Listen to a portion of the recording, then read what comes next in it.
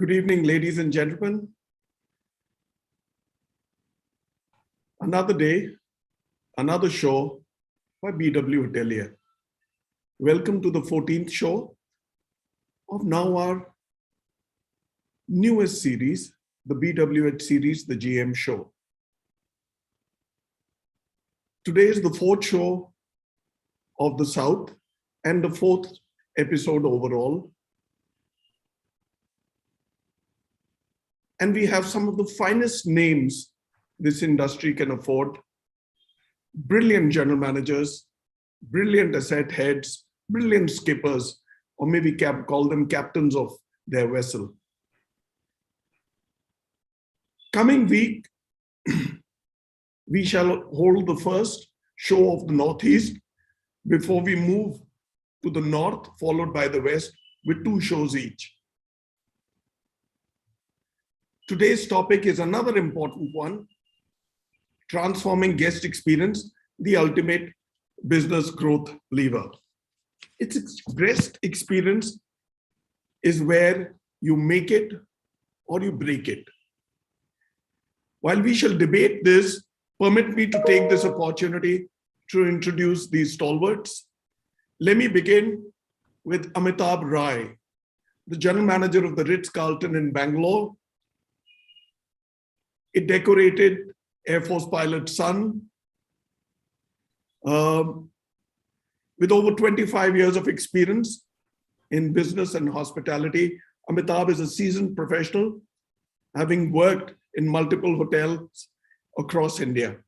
He started his career in 1993 as an assistant manager, front office, and within a span of 10 years, he became the general manager of the Oberoi Grand. Due to his drive, his driven passion for hospitality and people, he has excelled and thrived at mentoring and motivating team members to achieve greater professional and personal growth and success. He has also won the 2020 APEC General Manager Award for Spirit to Serve Our Guests from Marriott International. That's just as well, given the topic of our show. Welcome to the show, Amitabh. Thank you, Bhuvnesh. Very happy to be here. Yeah, pleasure.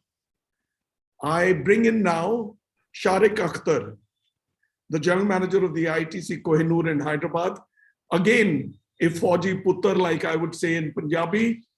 He is also the son of an Air Force pilot.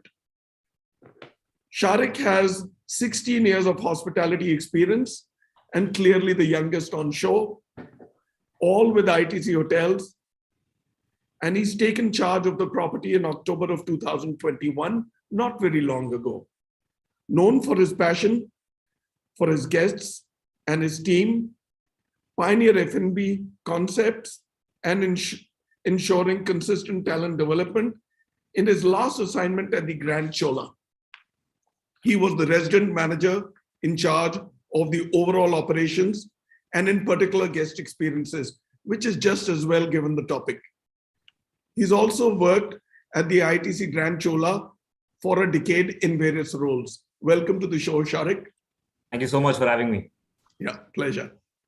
Manish Daya.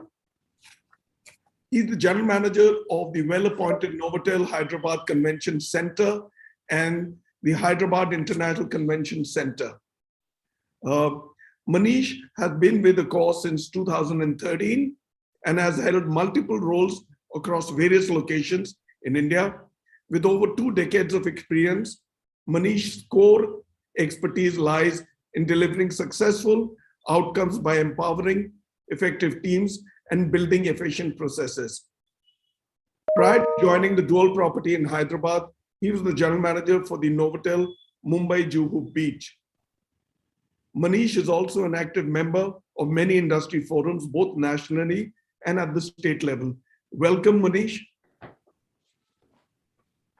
Good evening, everyone, and such a warm welcome. Thank you. Thank you. Pleasure. And I now bring in his city counterpart, Ruben Cherian, also from Accord, who's the general manager of the Novotel Hyderabad Airport.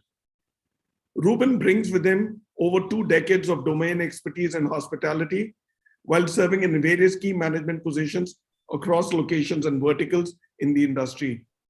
He has been associated with the Accord for over 18 years, working in various hotels, including Novotel Mumbai Juhu Beach, Novotel and Ibis Bangalore Outer Ring Road, Ibis Bangalore Hosur Road, Ibis Hyderabad High Tech City, and now with the Novotel Hyderabad Airport. In 2019, Ruben was awarded the General Manager of the Year by the BW Hotelier, and also as a first runner-up in 2020. He was also bestowed with the General Manager of the Year, Accord South Asia Awards in 2019. Welcome, Ruben. You're the third Ruben we have over the last two shows. After I noticed that. Thank you so much, Bhuvnesh. After Ruben Thank you. Kataria and Ruben Das. That's right. All That's right. right. Thank you so much, Bhuvnesh. Thank you for having me on the show, and good evening, everyone. Pleasure. Next is Kunal Shankar, the Delhi NCR boy, who's the General Manager of the Intercontinental Chennai Mahabalipuram Resort. As you will notice, he's in a shirt because that's how they do it in resorts. A well-rounded hotelier with over 22 years of extensive hospitality experience, both in commercial and operational roles. He's worked in different capacities in diverse geographies such as Kathmandu, Cochin, Pune, Mumbai, Amritsar, New Delhi, and Chennai. Kunal has a strong record of accomplishment, of consistent performance delivery throughout his career. In 2015 and 18, he was part of the top 10 club after achieving 10 on 10 in the winning matrix. He was awarded the General Manager Commercial Excellence Award in 2019 for exceptional commercial acumen and leadership at the IHG, India, Middle East, and Africa region, among 170 hotels across all brands. Congratulations, Kunal, and welcome. Thanks a lot, Bhuvnesh. It's a pleasure to be on the show. Pleasure is ours, sir. Last but not the least, somebody who comes from my hometown in Chennai, Satya Narayanan, General Manager of the Radisson Blu Hotel, Chennai City Center. Satya brings over 25 years of experience in various functions, including pre-opening and hotel operations, but specializes in rooms division. Satya is associated with the Radisson Group for 9 years and manages the Chennai City Center property.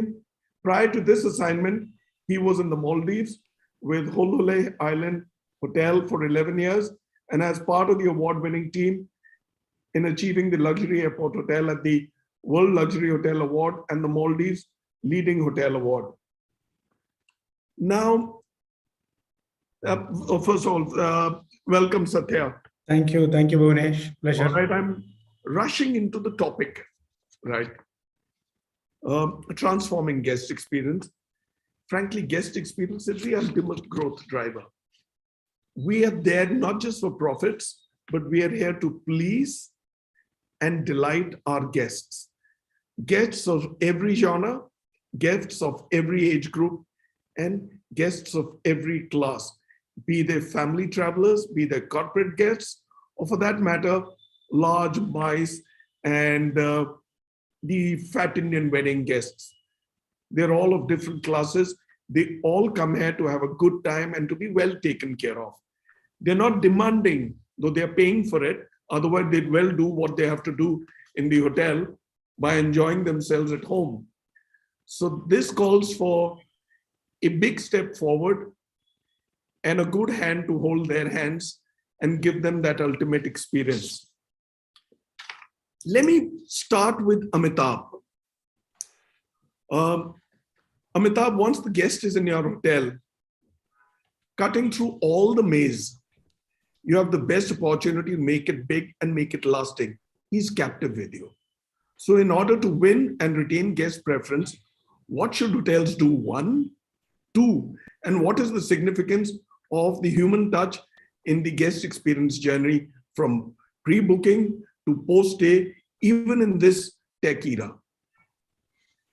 Okay, Bhuvnesh. So there are two parts to your question. I'll answer them one by one. The first part is, like you correctly mentioned, I mean, once the guest is in, at the end of the day, and before you asked me this question, you mentioned about the different categories of guests that travel into hotels, whether it's leisure, business, wedding, family, the different categories. At the end of the day, they're all looking for the same thing at the basic intrinsic level, which is genuine care. And, genuine care and comfort of your guest has to be your highest mission in the hotel. There should be nothing that comes beyond that. So, for example, in our hotel, we very strongly believe that the guest comes first, your colleagues come second, and you come last. And anytime you take a decision where you've put yourself over and above the other two, it's never going to be a right decision. Once the guest is in, what the team follows very strongly is we believe in a policy of LOC, not the LOC that is being violated across the world nowadays, but LOC as in listen, observe, and care. So everybody, we make that extra effort to listen to what our customers are saying, what is our guest saying. We make every effort to observe what they like, how they go about their day, and then we translate that into care. I don't know if you know this, but at the Ritz Carlton, every team member is empowered to spend up to $2,000 to create a unique, memorable, and personal experience for our guests without any questions asked. That's the kind of, empowerment that the team is given, wherein people actually do stuff, stories which whenever I will meet next, I can share with you, because I don't think I have the time to recite those, will actually give you goosebumps. What that does is it creates indelible memories. So when you've managed to create an indelible memory, you've managed to connect emotionally to a client, to a customer, to a guest. Next time when they are making a trip to your city, there is no way they are going to stay anywhere else. And that is what helps us command a premium, because they actually come back because they have got memories linked to their stay, before. And at the end of the day, that's really what all of us do to make sure that our guests, on a larger scale, we have Marriott Bonvoy. Now, that, of course, is a massive, massive tool. We get preferences of our guests, even if they've not stayed with us, but they've stayed in some Marriott hotel somewhere. We know exactly what they like, what they don't like, what they eat. But more than that is the personal, connect that can be made and relationships built when the guest is with you. That is key. And that brings me to a very important point, which is actually not part of your question, but I'll just tell you that at the end of the day, it all boils down to talent. It all boils down to how you recruit, who you recruit, and how you train. That is absolute key. Leading on to the second part of your question, that what is the significance of the human touch? I can't emphasize enough on how significant that is. Technology is very helpful in easing processes. The reservations can be made via an app. You can check in on your mobile. Mobile today is used as your room key. You can use the mobile to order things, to tailor your preferences, to tailor your requirements. But that human touch is absolutely essential for you to connect and make a relationship with your guests when they're there. Nothing can replace the value of a human smile. If you're sitting at the bar, your conversation with the bartender while he is making your drink, which is as per your liking, or the housekeeper who notices small details in your room and then adjusts the room accordingly, depending on what your preferences are. This technology cannot replicate. So in my opinion, I think both of them have to work hand in hand going forward. But the human touch is absolutely irreplaceable. How I agree with you. Let me just step back. We all have parents. We all have elders in the family. Not everybody is tech savvy, right? So they will all come in with their own set of reservations and insecurities, right? While coming into a good hotel. Look, we are tech savvy. Our kids were born into it, so they don't have to pick it up. Our elders never had it. We had it through our midlife. But having said that, my belief is we should do for the others what we would want others to do for us, right? So I think there is great learning in it to go out of the way. A mere holding of the hand, a touch and feel actually puts them at ease and let them enjoy it. So yes, I agree with you, Amitabh. Thank you. Let me walk into my good friend Satya Narayan's hotel in Chennai and put this question to him. Satya, achieving guest satisfaction is of paramount importance. As operational heads of the assets, you must have a clear perception of the factors that provide positive guest experience, which will directly lead to increase in profitability and growth. Be it beds, bathing, F&B, housekeeping, front office, wedding and events, etc. I would be happy if you can please share your strategy to improve guest experience for your guests. Yeah, it's a good question, Bhuvnesh. See, basically, the guest experience plays a major role for any organization. We at Radisson, we believe in, delivering the memorable moments every day, everywhere, every time with an SI can attitude. So creating a memorable moment during their stay is definitely will enhance their stay experience with us. It can start right from, the time of booking the hotel, when they are trying to connect with us, to find out the, availability. And it starts from there, the connection. So from there onwards, it goes on and on. The moment they step into the hotel, we need to, ensure there is a quick turnover of time for their, arrival experience, and to have their pre-arrival requisites are all been met. So the first point of connection itself has to make a wow experience for them. And from there onwards, the journey will be more smoother, and, it will be an easy ride for them. Every single touch points, we need to concentrate, be it, at the restaurant or their meal elements, or, minute expectations from the housekeeping level. All that once you meet, the wow experience will automatically be there. And that will definitely transfer into, creating a profitability, and we can retain them back. When they are with us, create, small memorable moments, maybe, find out the occasion or what could be the offerings. See, especially here, my location helps us out in many ways. For example, we get a lot of guests from North and West and, SAARC countries and all that. They come down for Americans. So they stay here for 2 weeks or 3 weeks.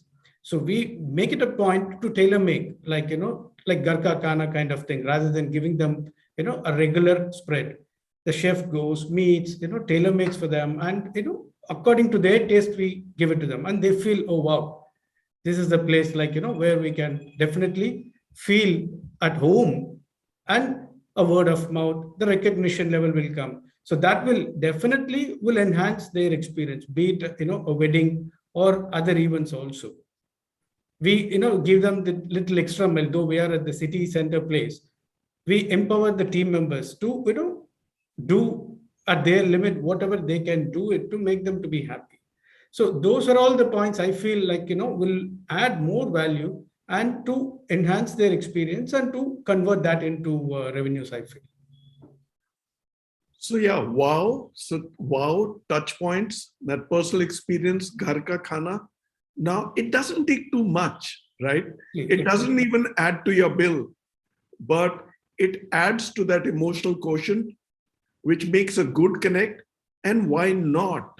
Exactly. Why not? Your own family is going to be a guest somewhere, and treat them as your own family. I agree with you, right? Ghar Ka Khana is like lifting it up to another level. Good one, Satya. Thank you. Let me walk to the gentleman who comes from the city where my wife was born, Hyderabad, Ruben Cherian. Ruben, it must be understood, we are now face to face with a new world order where Gen Z has no loyalties. My kids have no loyalties, right? Most kids of their generation have no loyalties. And if at all, they take long to develop one and are also ready to shed loyalty and migrate to any uncharted that will provide breakaway experiences and deliverables. Take, for instance, the last 2 years and how startup brands and homestays have clocked both good occupancy as well as long stays with upper draw rates, right? Or Delhi, Mumbai, and Bangalore has challenges with ADR, not these upcountry locations. Is that a new challenge? And how are the top of the pyramid brands and assets upping their act to meet this new challenge? Well, for starters, yes, the Gen Z, as on this year, they'll be in the age bracket of 10 to 25 years old. And yes, they are getting ready to be the new travelers. The Gen Z in today's world are looking for experiences and options that are kind of more niche and carved to their likings. I mean, they like personalizations. They're pretty clear in their head and are better exposed to travel content, which is readily available for everybody's consumption, just at the tip of the fingers. Everybody's got smartphones. Hence, not only our industry, but even the lifestyle sectors have started now, looking to branch out and develop products that are more appealing to these guys. I mean, these days, they're also looking for experiences and products that are kind of sustainable and, where they could in their little way contribute to nature. So, this gives us a lot of opportunity to think out of the box and explore alternative revenue streams, which all of us did in the last 2 years. I mean, we had no choice but to look at different revenue streams to kind of make that extra revenue to sustain. We were all forced to think differently to survive. And most of us came up with some, brilliant, unorthodox, contemporary ideas.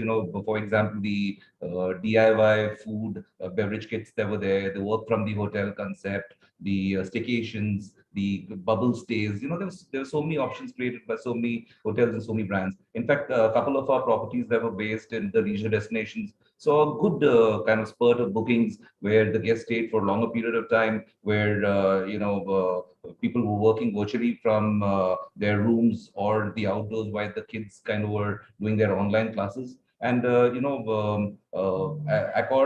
we've now partnered with various lifestyle brands also, which kind of gives us a more of a holistic brand that is not only associated with hotels, but various other lifestyle options like we have the Raffles now, we have the Fairmont, Ennismore, lots of brands to kind of add to this lifestyle bouquet. Excellent. Yeah. So while it is a challenge of handling the Gen Z, it's also an opportunity. We have to be up to our act. Let me flow into your city mate, Sharik Akhtar. Sharik, social media and guest experience. We've just spoken about Gen Z or the earlier generations. They've all learned to not just go by word of mouth and see for themselves your placement and handling of presence on social media. That is also where guest experience starts. So you have a lot on hand. As the captain of your vessel, like I keep calling general managers, skippers, right? Your hotel, what is your direct day-to-day handling and personal participation in managing and handling social media? I will follow up with another question as soon as you respond. Okay, I'll try and answer that. But first of all, thank you for having me on the show. Very good evening once again to all my fellow speakers. It's been a pleasure to watch all your previous episodes, and it's good to see how the show is actually growing and the sort of topics you're taking up with the thought leaders. So I'll get to the question now. If you ask me, it's not just Gen Z. I think the amount of options that the world has today in terms of any product or service is colossal. And there is bound to be trial and error. People are definitely, it's just natural that they're going to experience new products and then decide. And with social media coming up, I think the awareness has definitely gone up even more. And hence, this is across all age brackets. It's not just the Gen Z in my experience. Another aspect is that the younger world today also understands the cons of the social media world a little better. In my personal opinion, word of mouth advocacy will not go away fully ever. It may even come back stronger, and that you can keep for another episode of your show. Coming to now, how as leaders we personally handle social media, how we typically start our day. Well, at ITC Hotels, our day would begin by reading all the online chatter from the previous day or the night. Sometimes it even happens live. We respond to all the positive comments and any scope for improvement comments, as we call it, the opportunities that may be there. Each response has to be personalized and not a cookie cutter response. And that's where really, the social media ratings and scorings, etc., lie as well. There is nothing known as negative feedback. It's always scope for improvement or opportunities, like we call it. So generally, after the morning huddle of the hotel, we'd make a few calls to guests to understand the specifics of their feedback and their experiences. Additionally, while you're doing so, there is a 5-step process that I generally follow. Reach out to the guest, understand and empathize and listen, like Amitabh had mentioned. Then be honest and be open in the conversation. After the call, find the root cause and try and correct it along with your team. So a simple 5-step process. Thereafter, you must appreciate the team members who've been recognized by guests online. And guess where this happens again? This happens on social media, on an instant messaging platform, which we all use. Also, ITC Hotels has this wonderful rewards web page where we can live recognize and appreciate our team members. Thereafter, there's another tool called sentiment analysis, and you would probably understand any patterns of feedback that exist over a series or a period of time. You also edit and approve all the content that goes on your social media handles. Must not forget that during the day, there are some live social chatters that you can pick up, and this is addressed within minutes by teams. Social media can also be used in a very positive way, where essentially if a guest is coming into your hotel, you can look them up and understand certain preferences. It could be travel, it could be a favorite dish, it could be their favorite band or their favorite sport, and just wow them. So a wow at every moment of truth, as we call it at ITC Hotels. For the senior corporate guests, you can look them up on LinkedIn and understand their journey and seniority and handle them accordingly, and wow them maybe with a comment when they walk in. So we look out for these SOME influencers, as they are called, the social media influencers. And that's essentially what we do on a day-to-day basis. I hope that answers. So that yeah, it does, but it does. While it may be time consuming, very frankly, social media feedback or online feedback is actually a mirror. It's a reflection of how you're doing, and internalize it, take it up with your teams, take it up with your colleagues, and correct yourself. We didn't have these tools earlier on, right? The advent really happened in 2009. Before that, life was a little easier, but we were living in a false paradise, right? So let me also ask you, as an extension to this query, online ratings and reviews are now par for the course, like we just discussed for a while. What is your strategy, method, and plan to manage this important play? There is a view that brands and hotels manage ratings, right? And reviews. We do not mirror ground realities. Is that true? What is your view? So coming to this part where you're mentioning that the issue of feedback on online platforms not really matching actual ground reality, there are two aspects to this. The first one being that most of the social media platforms, in fact, all of them, have a very stringent filter, or if you call it an algorithm that picks up any abnormal activity, and there are often very severe penalties that follow. Additionally, I think this practice can't sustain itself. Secondly, all organizations, hotel companies, have social media policies. They have very well-defined practices which are ethical, and it's written down. So there are corporate level teams that actually monitor this on a day-to-day basis as well. So in a nutshell, we are all really governed by that. So in most cases, I would imagine the scores will match ground reality. If you average it out, it will. And personally, if I were to give you a little bit of philosophy, I feel social media is like life. It's a great leveler. What goes around comes around, and it wouldn't be a sustainable practice to doctor any reviews. So is that a boomerang? You could call it that. It comes back. Yeah. But yeah, I agree with you. And more than anything else, it's all about ethics and morality, right? Absolutely. Right. You, at the end of it all, we're answerable to our conscience more than to our bosses or other governors. Thank you, Sharik. Sharp. That was. Let me move to Kunal. Right. You manage a resort. You're in where anybody would want to get to, Mahabalipuram. Kunal, it is a universal truth that food, or maybe say the entire gamut of F&B, are not just in a short way to a guest's heart, but they deliver more than their weight in goodness, both for the hotel and the guest. Well, I'm sure you will agree. How do you drive this to the hill? And what has been your experience in your hotel and during your long years in the industry?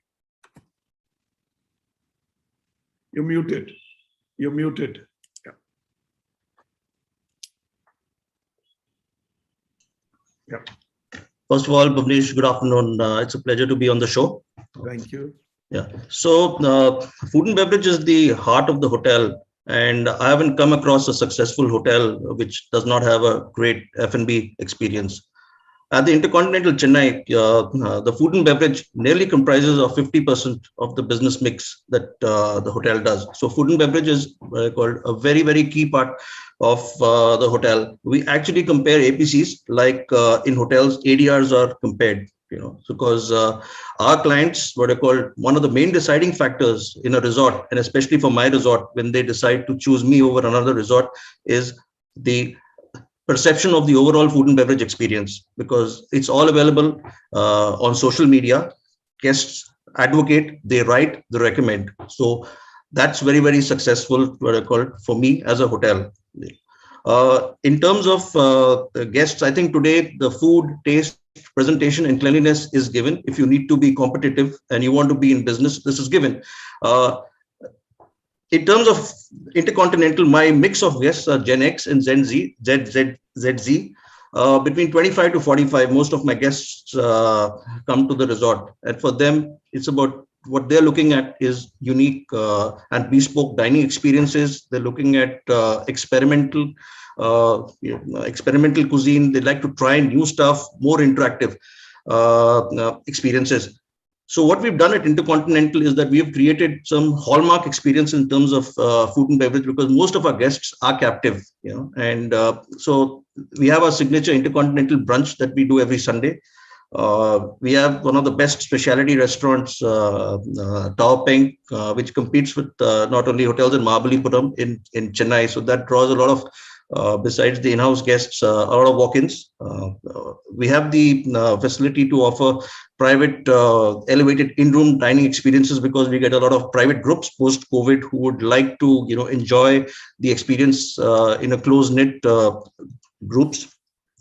Beach dining experiences, the Kokomo Tiki Shack that we have, we provide great seafood cuisine for our international, local and regional guests. And not to forget, we also have the option to provide healthy and wellness related food, elevated kids buffet zone. So in a resort, typically you come as a family, but people have different expectations. The children would like, the food which is catered to them. The ladies would, want a kind of an experience, where they can hang around with other of their peers, and the evening could be a different experience. The lunch could be a different experience. So very, very competitive. The key word is captive. So little wonder, Kunal, that your contribution of F&B is as high as it is.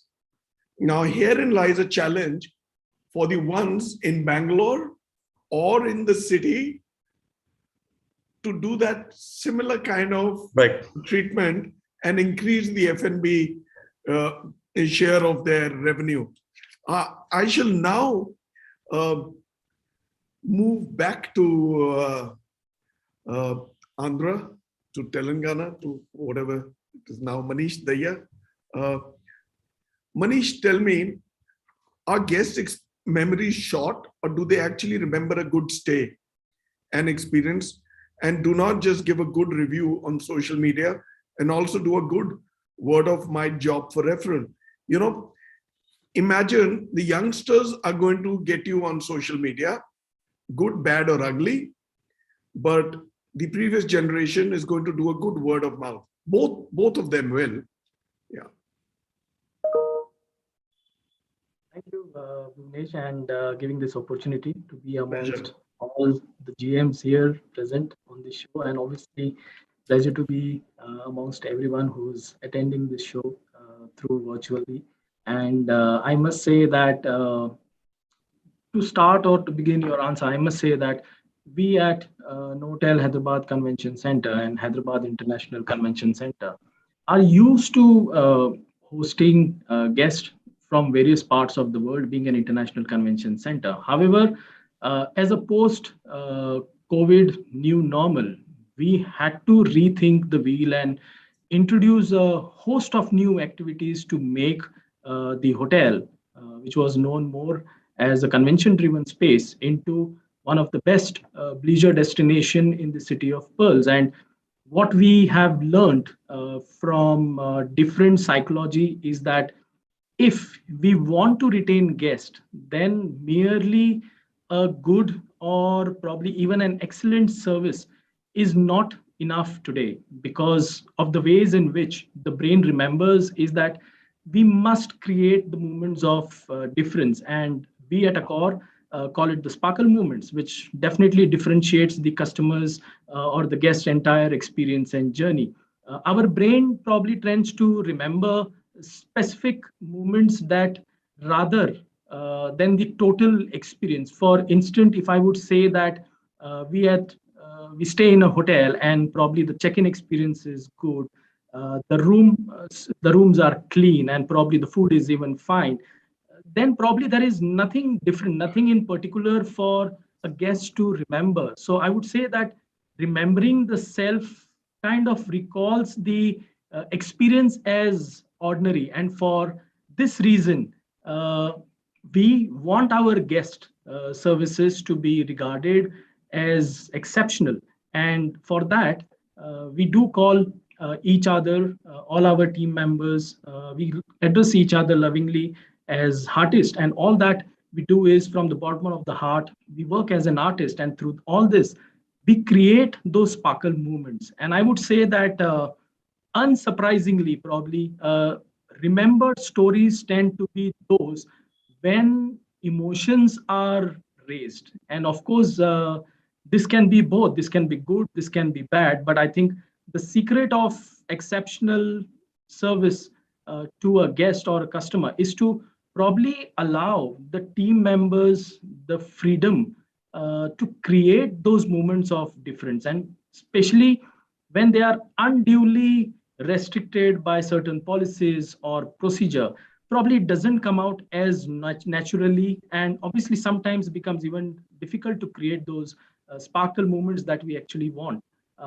Moments, I would say, can occur throughout the service experience and the journey of their stay. But I think the critical times are the first impressions, I would say the staff interactions, and obviously the endings. So I would actually say that when the guest leaves the property with not just a satisfactory stay, but an experience that remains with him, her, or them as a family for a longer period of time, and not just probably resulting in a good review on social media, but also results in the guest actually educating the property via word of mouth. So probably that's what I think was best to answer to this question. So tell me, this hardest thing is a core thing, or is it a Yes, is your yes, hotel it thing? is. Yes, It yes, is. yes. All right. So Yes. creating those sparkle moments. Well, yes, you could give it various names, but yeah, those moments, right? Moments. Why do we come out for a holiday? We want to go back with a load of good memories for the good time that we've spent, right? So we do it with our families. We do it with our friends and loved ones in the groups that we travel in, right? And also somewhere, I think we Indians have forgotten how to take holidays. I think not just one holiday, but a holiday 2 or 3 in a year is what we all should do. And why not? Life is all about not being a ghoda gadi and working your backside off, but enjoy the time. Enjoy the time with your parents, with your loved ones, like I said, with your friends and family. Yeah. Thank you, Manish. To remind us of that. Yeah. Yeah. So thank you, Manish. I shall now move to Amitabh. Right. Move back actually to Amitabh. Amitabh, do you collaborate with local partners to create experiential travel for guests? And what are the advantages of such collaborations? What is the trick? Does it help? How does it add value? Value in terms of the goodness, not just the revenue and opportunities. So there are two aspects to it, Bhuvnesh. Thanks for the question. I'm a very strong advocate of this, and I'll tell you, when I took over the Oberoi Grand in Calcutta, Calcutta was a place nobody wanted to visit. The leisure component of our business was less than 3%. And this was a time when it was really it was just called the dying city. But we took it upon ourselves to start actually selling Calcutta. And it did such wonders that by the time I left Calcutta, in excess of over 25%, and any of you who would have worked in Calcutta would relate to this, is now over 25% of that hotel's business is leisure. So where I'm coming from is, when I came to Bangalore, I said, look at the weather, the best weather in the country. You have 11 months of the year. You have great places to go out and dine. You have great shopping places. You have great golf courses. Yet, and this is all pre-COVID, yet we as Indians end up going to Dubai or Singapore, forget Europe and America, but even if you want to take a short holiday, we'll go off to Bangkok. So, then I again started that whole process. We got in touch with the government of Karnataka, the tourism department. I'll come back to the other part of your question, but I want to just tell you a larger perspective. And we started developing a whole strategy on how to sell Karnataka and Bangalore. And we actually launched a program, Discover Karnataka and Bangalore, with the Ritz Carlton. We tied up with the Golden Chariot, which is the luxury train, where people could come in from whether India or overseas, come and stay at the Ritz Carlton, travel on this train, come back, spend a couple of days, and then go wherever. During that period, I discovered that as a land mass, Karnataka has the highest number of tigers and elephants in the world. In the world. If Karnataka was a separate country, it would have the highest number of tigers and the highest number of elephants. Wildlife is such a big thing. So we started talking to Kabini, Bandipur, the UNESCO site of Hampi, this unbelievable stuff in Karnataka, which of course now with COVID, you've had Indian travelers now look at all these things slowly. But I am very, very confident that when the world opens up, there is a lot, and Bangalore needs to put not its eggs all in one basket, which it has done so far. It's always been called an IT city. And excuse me for a minute, this please, something in my throat. And so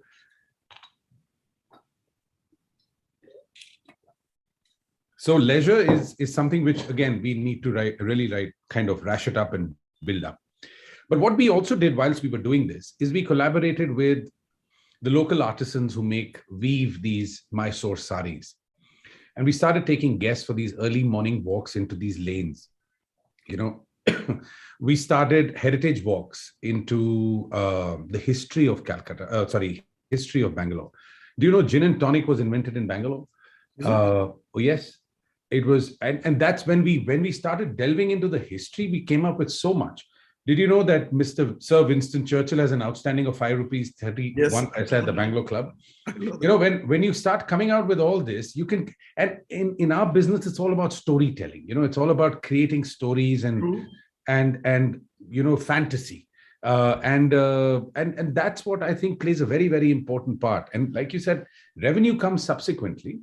But if you're able to give these small experiences to your guests, where they bring their children and they suddenly start discovering stuff which they had also not seen. How does their wives may have bought a Mysore silk sari, but how is it woven? How is it all done? It's a different experience. So we do it very, very, actively and very strongly. Unfortunately, COVID stopped us in our tracks, but now that things open up, we will be taking this up again for this hotel at least. So yes, moments. Life is all about moments, right? Yeah, life is absolutely. all about surprises and pleasant surprises and memories, right? When we sit down, and look back at those black and white pictures or pictures of the past. Now this generation won't know. They'll look at what's stored on their mobile. So it's all about moments, right? You look at your parents, both your Sharik and your father, they were flying, other parents were doing other things. So those are moments. Having said that, each time we have a challenge, like the challenge of the last 2 years, lockdown, God also opens up an opportunity for India to discover India, right? I keep telling people India is an amalgamation of various countries, and it's a continent. Call it a continent, call it a culture. So we Indians, for some odd reason, in middle of 90s to late 90s, we discovered the world, but we forgot our own country. So good enough that the last 2 years have pushed them back to the lap of Mother India. Thank you, Amitabh, as always, very articulate with your responses. Let me move back to Chennai to Satya. Satya, in your view, what is the impact on type of customer experience, be it cognitive, sensory, emotional, or for that matter now, social? It's a good one. See, basically cognitive, when you take, it is all becoming like, getting popularized with AI and all that. See, guests are connecting to us through various, touch points using multiple channels or media.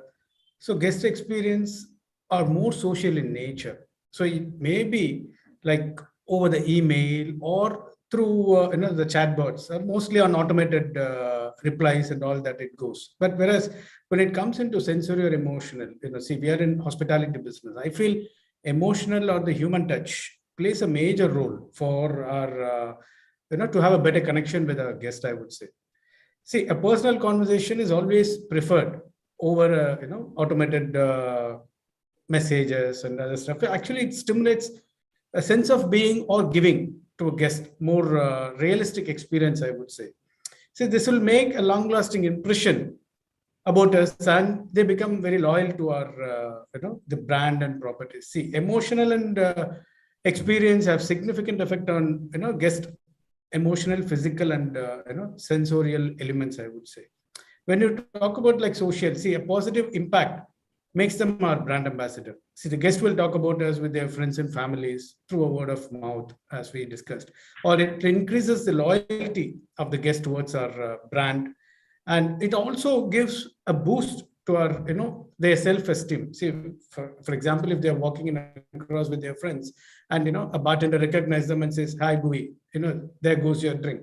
So you feel like, oh, wow, I've been recognized. And automatically that gives a little edge over, for the property, and he'll ensure that, he comes back to us. So that will give us a, incremental in revenue, or from the guest point of view, if you look at it, it gives them a comfort zone or a familiar place. So that is how I, view these three in this. Yeah, I agree with you. I hate this bot thing that these WhatsApp messages, press 1, right? Press menu. I mean, life is not just about AI. If this is AI, I'll chuck it out of the window, right? It's all about touch and feel, about that personal word. It's about feelings. It's all about relating and relationships. Yeah. Yeah, we get, in fact, fed up when we are trying to reach banks and this and that. Half the time we lose our patience. We say, okay, thank you, enough. I'm not going to continue further. It's become a problem. Every time I go to a retail store and buy something, right, I have a WhatsApp message and a bot talking to me, right? Exactly. I mean, I'm barely discovering bot, but they're making me discover them, right?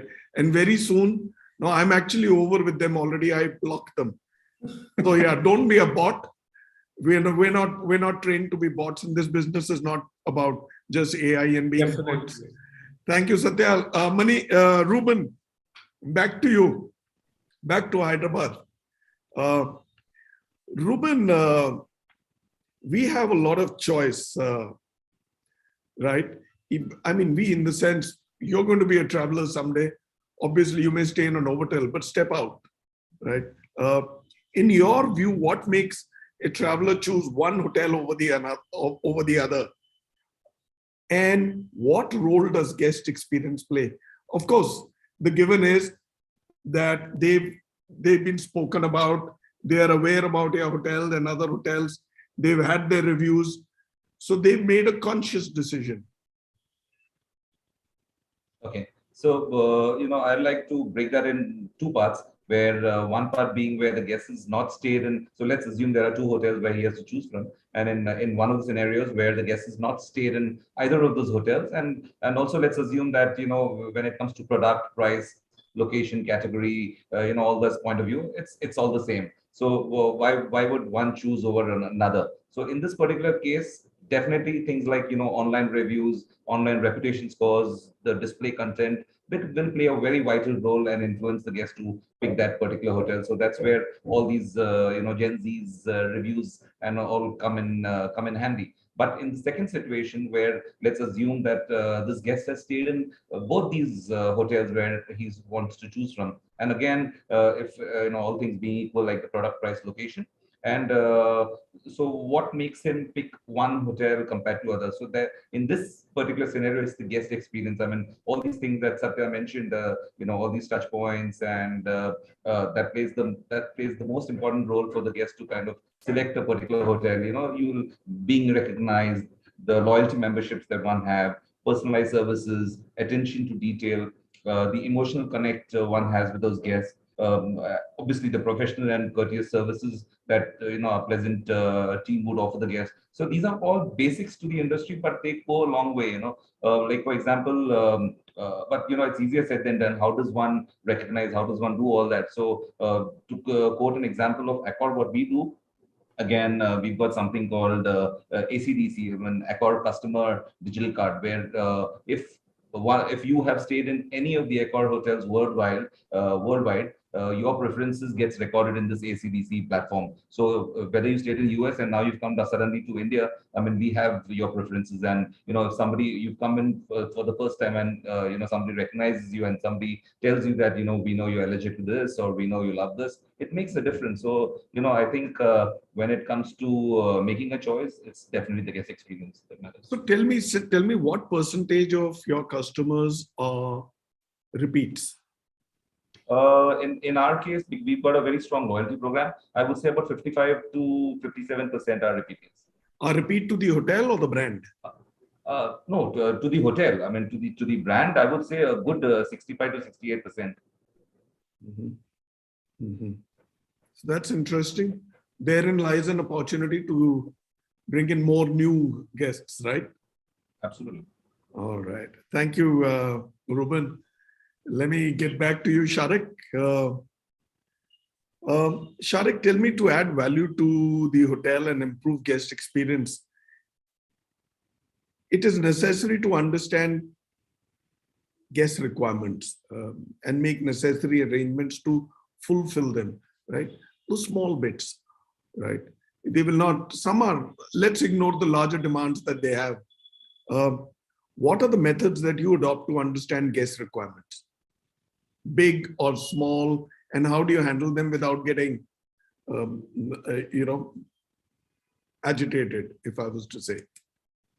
Before we understand how we actually tackle the guest requirements, it's important to understand the guest journey overall.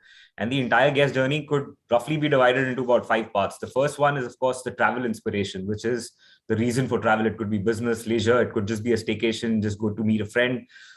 Thereafter comes the next step of researching about the destination, the hotel to stay. This happens either through social media, like we've discussed, or through word of mouth by friends, family who may have visited the city or the hotel. The next is also part of the guest experience, which is the booking stage, which could either happen on the app, it could happen on the website, it could happen in-person interactions over a call or an email as well. Thereafter starts the on-property experiences, which are during the stay. And lastly is the post-stay feedback or social media content. Now, essentially, this is where all the opportunities to understand guest requirements lie. And if I were to answer your question in just one word of how we actually do it at ITC Hotels, it's a word called the Gemba. Gemba is actually a Japanese term, which means the real place or the site of action. So what you do is you put yourself in the site of action, do Gemba walks, and understand how things are actually happening on the shop floor. So how does one do it? You essentially identify an area which requires improvement. How do you know which area requires improvement? It could be either through voice of guest, or it could be through your own observations. You map the journey of this area. So whether it's a check-in or a breakfast experience or a restaurant table reservation, you see the touch points involved, interact with the team that's actually doing the job, right? Remember the site of action. That's what Gemba really means. And often, like you mentioned, the little details make the difference. You initiate improvements based on these ideas and suggestions that you receive from the teams on the shop floor or through your own thoughts. And once you make these changes, you monitor and track. So that's essentially how you would, tailor make your entire processes or your experiences at the hotel with regards to guest experiences or requirements. But the age-old philosophy of the best practices, which are verbal feedback, are very, very critical, right? And often the shortest of conversations with guests can ignite the best ideas at the hotel. And age-old practices like meet and greet at the golden hour of breakfast or the happy hour, or like we call a luxury hour at ITC hotels. And even a simple walk through the lobby just to meet a few guests can capture a lot of verbal feedback. And feedback, like they say, is the breakfast of champions. The more approachable you are, the more you'll get. What you do with it is totally up to you, but it leaves you with a lot of thoughts, and you can actually put them to use, as you go along and work to grow your business. Very interesting. Feedback is the breakfast of champions. Excellent. So tell me, first time I've heard of Gemba. The last time I heard was Mogambo, but he wasn't Japanese. Yeah, so we're driven by Six Sigma, as you know, and that's in Six Sigma. Yeah. So Gemba is part of Six Sigma? Absolutely. Very basic process, but one of the most followed ones at ITC hotels. So we all learn. Excellent. Yeah. So we'll talk more about Gemba offline. Yeah. Very interesting. Kunal, back to you. Is there a discernible difference between how a corporate guest stays, since you're in a resort, right? How many guests who come on a private family vacation from a behavior and expectation standpoint, if one was to talk about, and what guests look for as an experience, and do they rate both these stays? And if yes, do they rate them differently on deliverables? Also, the thinking being that a guest on a private vacation is a lot more relaxed, which is typically your case, and his needs are a lot different. Just unlock that. Muted. Hi, Bhuvnesh. So typically the guest is the same. The purpose of travel differs. So he could be traveling on work. That's a mission, or he could be traveling with his family on a leisure trip. So leisure trip could be traveling with a family or a group of friends, a social event, or a corporate retreat. So typically, if we are able to understand, manage, and exceed these expectations, we either create an impression or a great experience for either of the two segments. But the needs of the two segments, let us first understand that when a guest is on a corporate visit, so basically what does the corporate traveler require?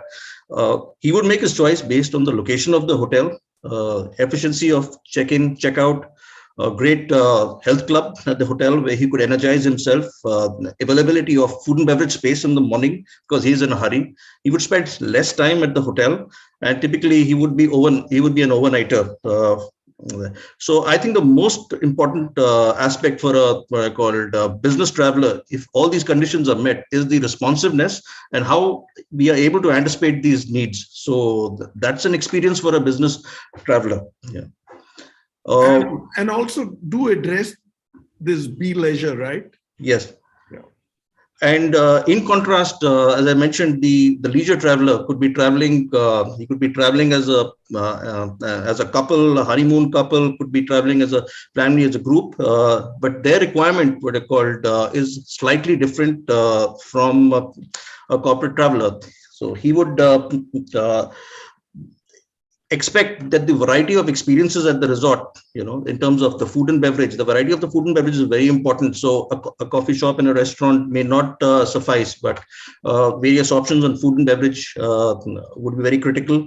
95% of my guests, now I will come back to Intercontinental Chennai, are leisure guests. So we have to create not only experiences, but also have those products which keep the guests engaged. So we have children, we have adults, we have,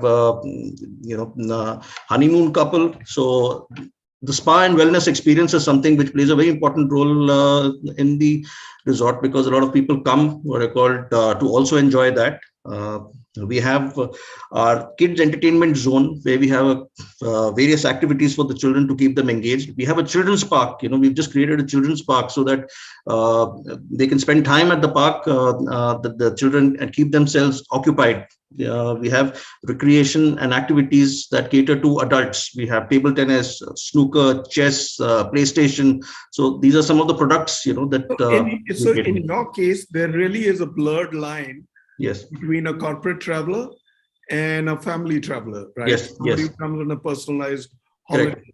True. Yeah. So you have quite a task on hand.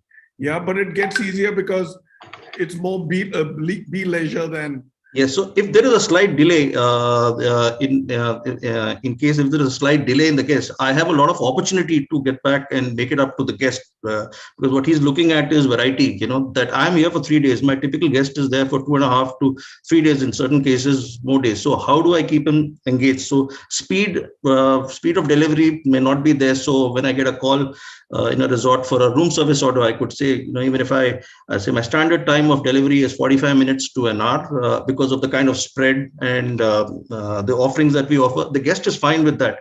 But at various points, various services, what I call, have to be tailored to them.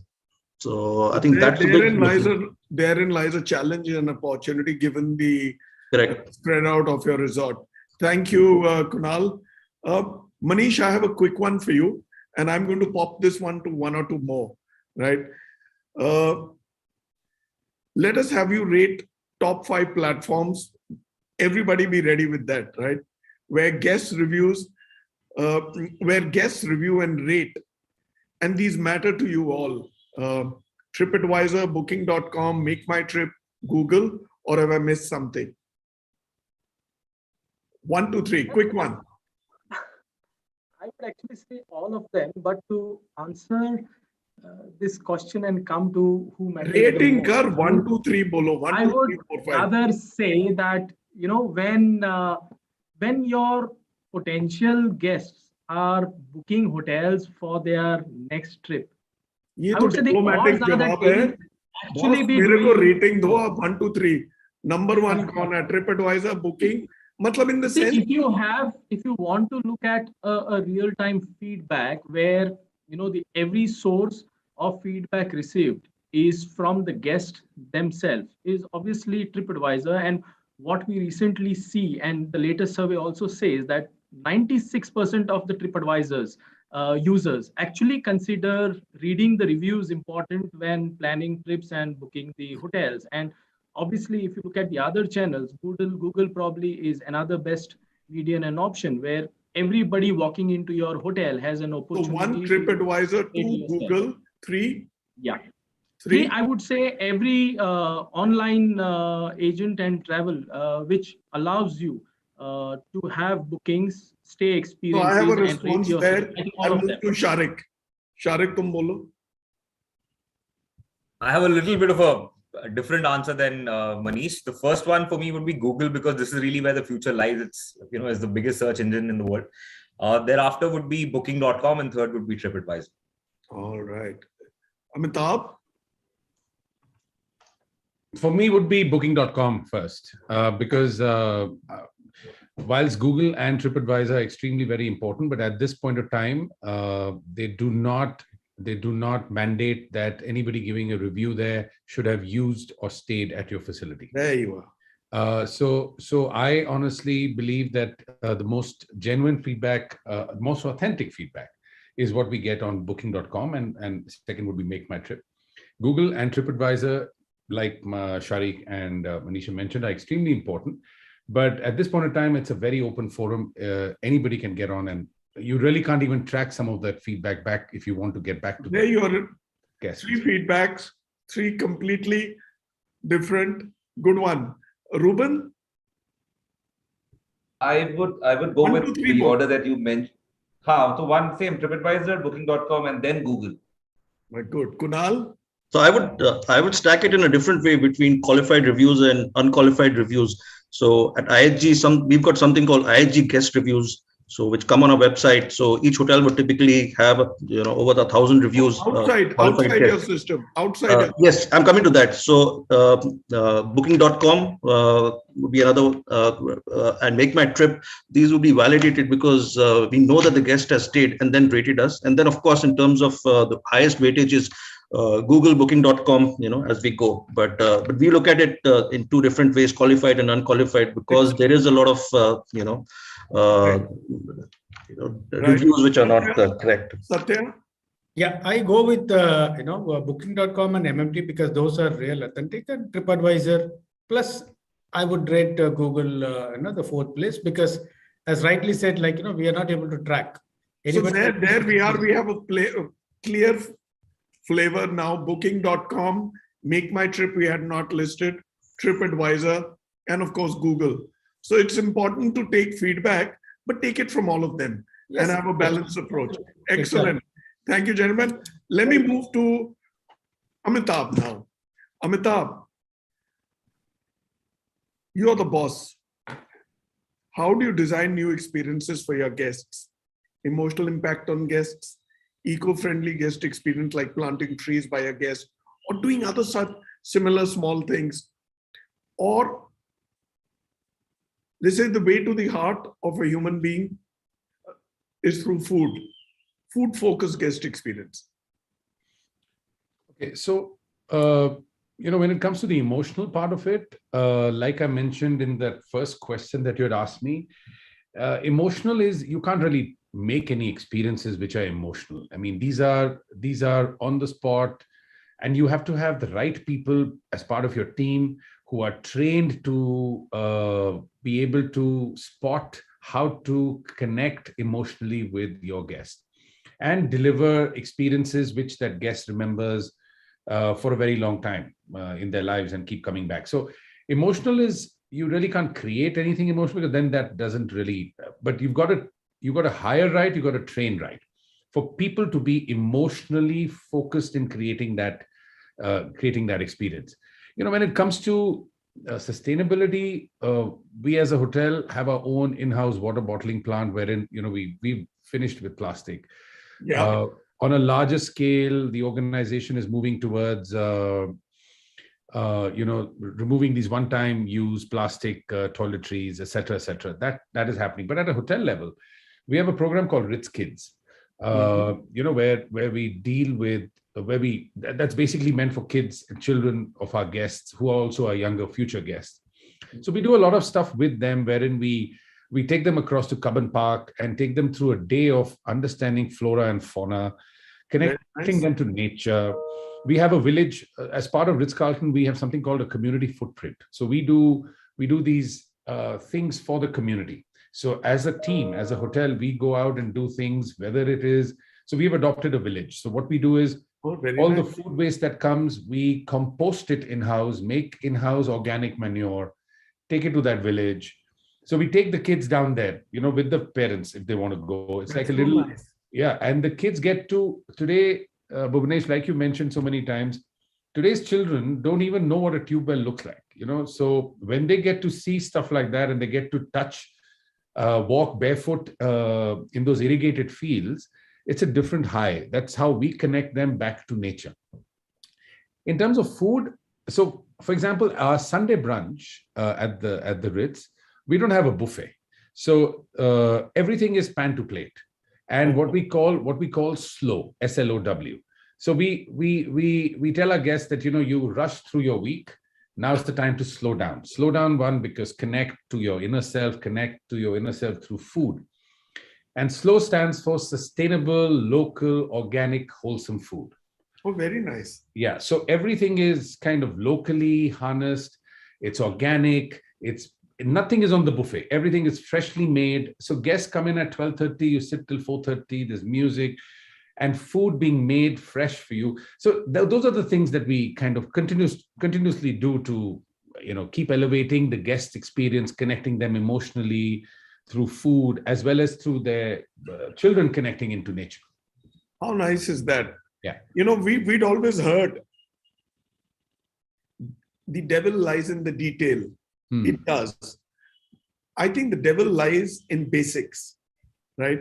Taking them back to where we began from. Yes. Right? Like you said, tube well, or as we called it, the hand pump. Yeah. Right? In our days, right? Take them back to farms, let them dirty their hands, let them soak in all the experiences and let them come back. It's not just about being at a 5-star hotel, be it a resort or a business hotel. It doesn't take too much for you to get into the skin of a guest in a positive manner and elevate what they will take back. Excellent. Amitabh, I'm surprised. I'm going to talk about this slow with you when we meet. Sure. And do that walk to the Cubbon Park. You people are so spoiled for greens in Bangalore and great weather. True, you were saying something. Bhuvnesh, I am sorry, but I will have to jump off. Please do. Because I had blocked an hour, but if there's any other question, I'm more than happy to. We're just finishing it off, 2 minutes. Okay. My last and final question goes to Manish Daya. Manish, last but not the least, have you or your corporate HR link transform guest experience and guest reviews and ratings to employee appraisals, right? And ratings. And if yes, what is the result? Very briefly, we have to shut off in 120 seconds. Okay, so an absolute answer is yes, because the guest experience at any hotel is the impression your hotel has on any guest across every stage of their journey. And I would say multiple touch points factor into the guest experience, and these touch points occur on a cross-functional basis. And it's a vital for all the businesses, but especially very important when it comes to the hospitality industry. In fact, I would say a great place to work.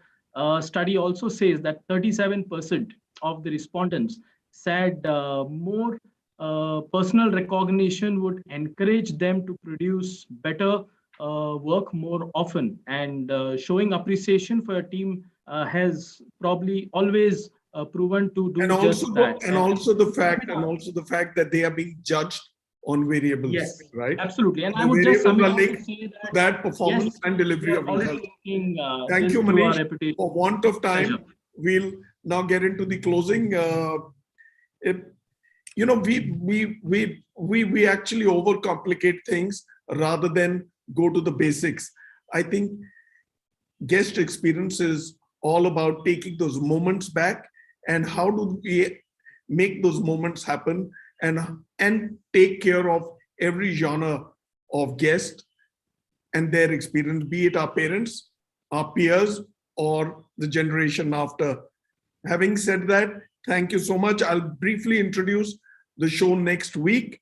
We're going to the Northeast for the first time on the 3rd of March, Thursday again. This show is every Thursday. There are 5 or 6 shows to go before we lock the series till we come back next year. The show next week is Northeast, the big frontier to conquer, getting the domestic traveler there. Yep. Thank you, Amitabh.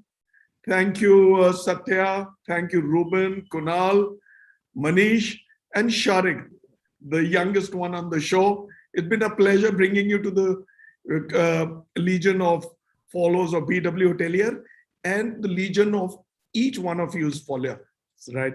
Thank you for being there. We shall soon have you back again. It's been a pleasure hosting you all, right? Thank you. Thank you. It was a pleasure being part of the show. Thank you. Bye-bye. Thank you. Bye-bye. Bye. Bye-bye.